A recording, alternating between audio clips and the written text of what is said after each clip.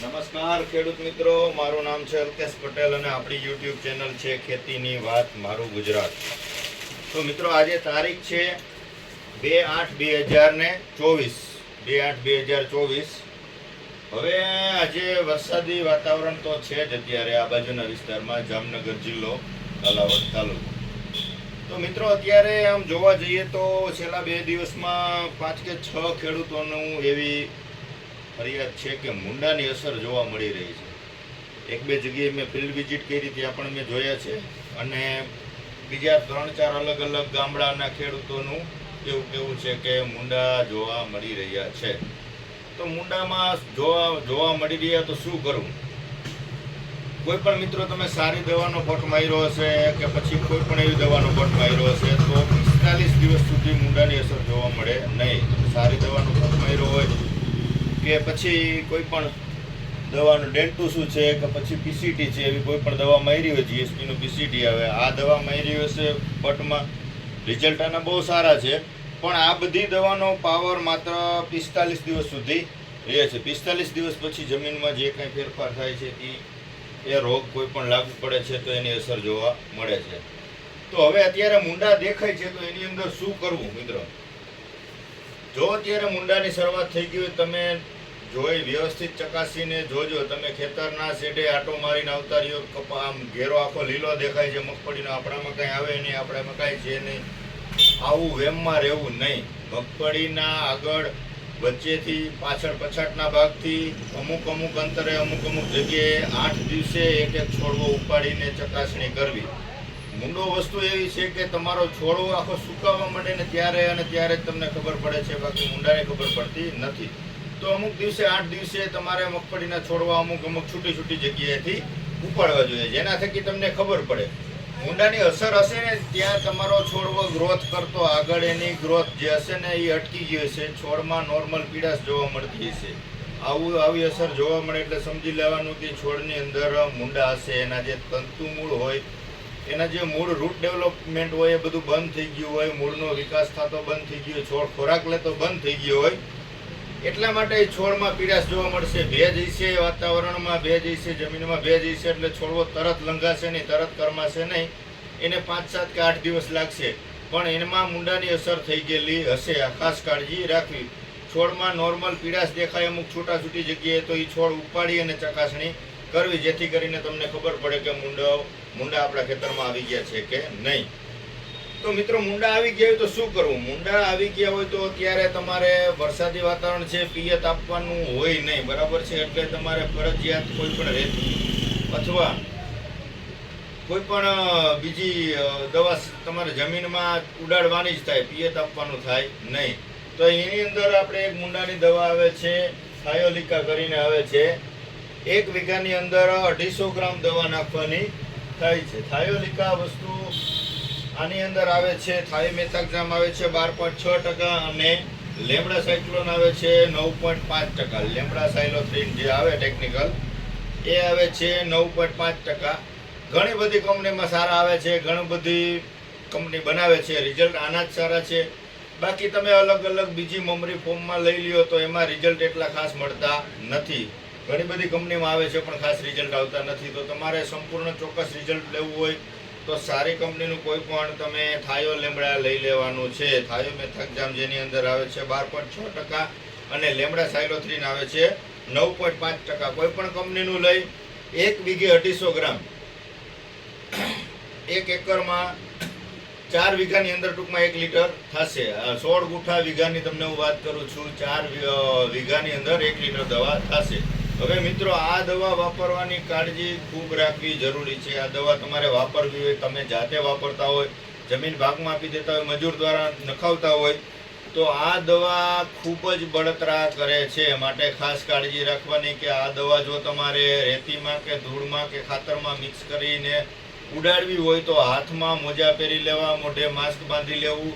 આ નહીં વાપરો તો તમને 2 દિવસ આખા શરીરની અંદર પુષ્કળ ખૂબ પ્રમાણમાં બળતરા થશે, આખી રાત ઊંઘ નહીં આવે, આ તકલીફ થશે. માટે આ દવા વાપરવી હોય, જમીનમાં ઉડાડવી હોય તો તમારે પ્લાસ્ટિકના મોજા હાથમાં પહેરી લેવા, મોઢે માસ્ક બાંધી લેવું, કોઈ તમાકુ, પાન માવો, ગુટકા કોઈ પણ વસ્તુ જ્યાં સુધી તમે વાપરી લો ત્યાં સુધી ખાવી નહીં. આ ખાસ કાળજી રાખવી તો અને તો જ વાપરજો, નહીતર તમારે દવાખાને જવું પડશે. આ ફરજિયાત છે. તો મિત્રો આ વાપરી શકાય છે, મુંડા માટે બેસ્ટ રિઝલ્ટ છે. ત્યારબાદ આપણે આ તમારે વાપરવાનું હોય, જો જમીનમાં મિક્સ કરીને નાખવા માંગતા હોય તો આની સાથે તમે સુપિક સોઇલ જરૂર વાપરજો. જાજુ ન હોય તો કાંઈ નહીં, પણ 2.5 વીઘાની અંદર આમાં નાના પેકિંગ પણ આવે છે. આ જે છે એ ટૂંકમાં મગફળીમાં 1 એકરનું માપ છે. આમાં તમે નાનું લઈ લ્યો, ખાલી 500 ગ્રામ તમે વાપરજો. એવું હોય તો 500 ગ્રામ તમે વાપરી અને આનું રિઝલ્ટ ખાલી જોજો. મગફળીમાં કે કપાસમાં ખૂબ સારા રિઝલ્ટ છે, પણ તમારે મગફળીમાં જો મુંડાની દવા વાપરવાની હોય તો એની સાથે થાયો લીમડાની સાથે તમારે સુપિક સોઇલ અવશ્ય નાખવું. માત્ર 1 એકરમાં તમે વાપરી અને આનો અનુભવ કરી શકો છો. થાયો લીમડા વાપરી શકો છો. ત્યારબાદ આવે છે બીજું એક જીએસપી કંપનીનું આવે છે બેટર. આ વસ્તુ પણ સારી છે મુંડા માટે. આ વસ્તુ પણ ખૂબ સારા રિઝલ્ટ છે. આનું પ્રમાણ પણ 1 વીઘાની અંદર 250 ml જેટલું છે. આની અંદર આવે છે બાયફેન્થ્રીન આવે છે 8% અને ક્લોથિનોડીન આવે છે 10%, જે આપણે ડેન્ટોસુ કહીએ છીએ, બરાબર છે. ડેન્ટોસુ અને આવે છે આપણે ટલસ્ટાર આવતું પહેલાં, બાયફેન્થ્રીન આવે છે 8%. આને તમે પંપમાં પણ સ્પ્રે કરી શકો છો અને જમીનમાં પણ તમે આને 1 વીઘાની અંદર 250 ml ની માપ મુજબ વાપરી શકો છો. મુંડામાં આના પણ બેસ્ટ રિઝલ્ટ છે. આમાં મુંડામાં રિઝલ્ટ આવશે. જમીનજન્ય જે બીજી જીવાત હોય છે એ જીવાતમાં પણ આના ખૂબ સારા રિઝલ્ટ આવશે જમીનમાં નાખવાથી, બરાબર છે. તો મિત્રો આ નાખો તો આની સાથે પણ તમે સુપિક સોઇલ અવશ્ય વાપરી શકો છો. ખૂબ સારા રિઝલ્ટ છે. મુંડાની અસર જોવા મળી રહી છે. તો તમે મિત્રો બીજું કાંઈ નહીં તો કાંઈ નહીં, પણ તમે તમારા ખેતરની અંદર દર 8 દિવસે છૂટા જગ્યાએથી તમે છોડ ઉપાડીને તમે એનું નિદાન કરી લેજો. મુંડાની શરૂઆત થઈ ગઈ છે, એટલા માટે સમયસર જો એનું તમે નિરાકરણ કરશો તો જ સારા રિઝલ્ટ આવશે. પણ આખા ખેતરમાં પ્રસરી ગયા, ફેલાઈ ગયા પછી એમાં તમારે એનો કંટ્રોલ કરવો શક્ય નથી. કોઈ એવી દવાથી 100% સંપૂર્ણ રિઝલ્ટ મળી જાય એવું થતું નથી. પછી માત્ર ને માત્ર ખર્ચા જ કરવાના રહે છે, સંપૂર્ણ રિઝલ્ટ એકેમાં મળતું નથી. તો ચોક્કસથી મિત્રો શરૂઆત થઈ હોય ક્યાંક અમુક જગ્યાએ તમારે ચકાસણી કરી લેવી કે જ્યાં તમે ગયા વર્ષે ખડું કર્યું હોય, કોઈ પણ પાક કાઢ્યો હોય એક જગ્યાએ ભેગું કરી અને ખડું કર્યું હોય, તો એવી જગ્યાએ તમે જોજો જ્યાં પોલાણ હશે, પોચી જગ્યા હશે, એવી જગ્યાએથી તમે છોડ ઉપાડજો. જો તમારા ખેતરમાં શરૂઆત થઈ હશે તો તમને ન્યા જોવા પહેલાં સર્વપ્રથમ ત્યાં જોવા મળશે. એવી જગ્યાએથી છોડવા ઉપાડજો, જેના થકી તમે સચોટ એનું નિદાન કરી શકો કે આપણા ખેતરની અંદર મુંડાની શરૂઆત થઈ છે કે નથી થઈ. તો મિત્રો મગફળીમાં અત્યારે આ જોવા જેવી બાબત એ જ છે કે ઈયળનો અત્યારે ખૂબ ભયંકર પ્રમાણમાં, આ બાજુના એરિયાની હું વાત કરું, બીજા એરિયાની નથી ખબર મને, આ સાઈડના એરિયામાં મગફળીમાં ઈયળનો એટક ખૂબ હેવી દિવસે ને દિવસે વધતો જાય છે. તો ઈયળની દવા સારી તમે વાપરી અને એનો કંટ્રોલ મેળવજો, નહીંતર ઉત્પાદનમાં ઈયળની દવાના કારણે પણ ખૂબ ફેરફાર આવી શકે છે. પ્લસ અત્યારે મુંડાની શરૂઆત થઈ ગઈ છે, મોલોની શરૂઆત થઈ ગઈ છે, તો મગફળીમાં પછી હેવી એટક આવી જાય, મગફળીમાં આખું ભેરવાઈ જાય એમ કહીએ કે પછી કોઈ એમાં ડિસિઝન તમે ન લઈ શકો. ત્યારે અણધાર્યા ખર્ચા કરવા પડે, આડેધડ ખર્ચા કરવા પડે. એવું ન કરવું પડે તો તમે સમયસર તમારી ખેતરે જઈ અને ચકાસણી કરતું રહેવું. અને હા, થાયો લીમડા વાપરવાનું પ્રમાણ 1 વીઘે 250 ml છે. કોઈ ખેડૂત મિત્રોને એમ હોય કે મારે બહુ મુંડા આવી ગયા છે, હું વીઘે 500 ml નાખી દઉં, મારે જલ્દી રિઝલ્ટ આવી જાય, તો આવું કરવું નહીં. આ બધીનું કોઈ પણ દવા હોય એનું એક માપ હોય છે. એ માપથી તમે વધારે આપો તો એનાથી ફાયદો થવાના બદલે નુકસાન ચોક્કસથી થાય છે. તમારા પાકમાં નુકસાન થાય છે, તમારો મોલ ઊભો એને નુકસાન પહોંચે છે, અને પ્લસ તમારી જમીનમાં નુકસાન થાય છે. જમીનમાં નુકસાન થાય છે, જેની અંદર તમારા જે અળસિયા હોય છે કે ત્યાર પછી મિત્ર કીટકો કોઈ પણ હોય છે, જમીન ફળદ્રુપ બનાવતા હોય છે, એને હાનિ પહોંચે છે. આ દવા વધારે પડવાથી એમ મૃત્યુ પામે છે. એટલે તમારી જમીનની ફળદ્રુપતામાં ઘટાડો જોવા મળશે. પ્રમાણ હોય પ્રમાણસર પાવ, અને જરૂર હોય એ લોકો જ પાય. એવું નથી કે ભાઈ મારે મુંડા નથી આવ્યો તો હું પાઈ દઉં, તો એને કાંઈ એવું કાંઈ કરવાની જરૂર નથી. આ બધી વસ્તુ એવી છે કે તમે સારી દવાનો પટ માર્યો હોય, તમારી જમીનની ફળદ્રુપતા સારી હોય, તમારા છોડની ઇમ્યુનિટી સારી હોય, પોષણ એને પૂરતું મળતું હોય, તો આ વસ્તુ અસર જેવા તેવા રોગ કે જેવા તેવા મુંડા એને અસર કરતા નથી. તો મિત્રો જેને જરૂર હોય એ ચોક્કસથી તમે આનો ઉપયોગ કરજો. રિઝલ્ટ સારા છે. થાયોલિકા, થાયોલેમડા આની અંદર આવે છે, બધી કંપનીમાં આવે છે. રિઝલ્ટ મૂંડા માટે આના અને આ જે તમને મેં બતાવ્યું છે આ બે વસ્તુના રિઝલ્ટ સારા છે. બાકી બીજી વસ્તુમાં રિઝલ્ટ એવા ખાસ મમરી ફોર્મમાં કે બીજી કોઈ વસ્તુના રિઝલ્ટ મળતા નથી. એક આ બેટર કરીને આવે છે, જીએસપી કંપનીનો આવે છે, નવી પ્રોડક્ટ નીકળી છે. આના રિઝલ્ટ પણ સારા છે. મૂંડામાંના રિઝલ્ટ આપણે લીધા છે. એટલે આ વસ્તુ અથવા થાયોલિકા આ બે વસ્તુ તમે વાપરી શકો છો ચોક્કસથી. અને એમની સાથે તમારે ખાતર તરીકે એડ કરવું હોય તો તમને મેં વાત કરી મુજબ સુપિક સોઇલ તમે ખાલી 2.5 વીઘાની અંદર વાપરજો. સુપિક સોઇલ વસ્તુથી જમીનની ફળદ્રુપતામાં ખૂબ વધારો થાય છે. 14% કાર્બન આવે છે. ઓર્ગેનિક એન્ડોમાઇકો રાજા લિક્વિડ ફોર્મમાં આવે છે.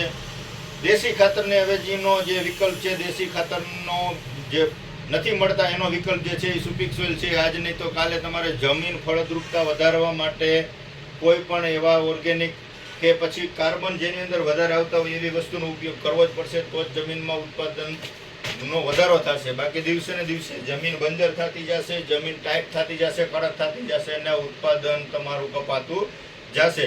તો મિત્રો, કપાસમાં વાપરી શકો છો, ડુંગળીમાં વાપરી શકો છો, સોયાબીનમાં વાપરી શકો છો, મગફળીમાં, મરચીમાં, કોઈ પણ પાકની અંદર વાપરી શકો છો. કપાસમાં વાપરવું હોય તો તમારે 1 વીઘે 200 ml નું પ્રમાણ છે. 5 વીઘાની અંદર 1 લીટર થઈ જાય છે.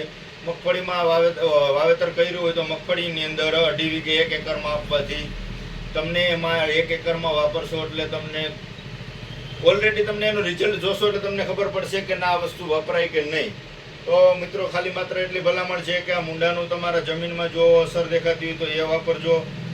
મૂંડા ન હોય તો તમે બીજા કોઈ ખાતર નાખવા માંગતા હોય, દાખલા તરીકે એસપી ખાતર છે કે એમોનિયમ સલ્ફેટ છે, આ બધું ખાતર જે તમે જિંદા કરીને આવે છે આ વસ્તુ વાપરવામાં મગફળીમાં અત્યારે ખૂબ સારા રિઝલ્ટ મળે છે. તમને બતાવું છું કે જિંદા પણ વાપરવામાં આવે તો ખૂબ સારા પરિણામ મળે છે. જિંદા તમને બતાવું છું, સુમિલ કંપનીનું જિંદા આવે છે. મગફળીમાં તમારે જો ખાતર આપવું હોય તો એની અંદર આ સુમિલનું જિંદા આવે છે. જિંદા વાપરવાથી શું ખૂબ સારા રિઝલ્ટ મળે છે.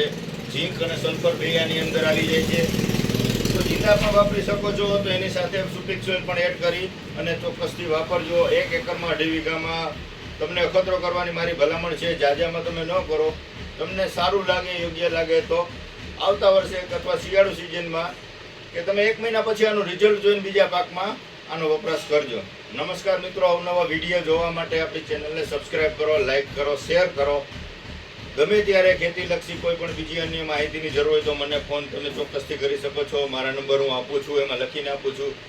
આપણી ચેનલ સારી લાગે તો તમે સબસ્ક્રાઈબ કરજો, ઓલ ઉપર ક્લિક કરી અને મિત્રો આપણી ચેનલને શેર કરજો. નમસ્કાર મિત્રો, જય જવાન, જય કિસાન.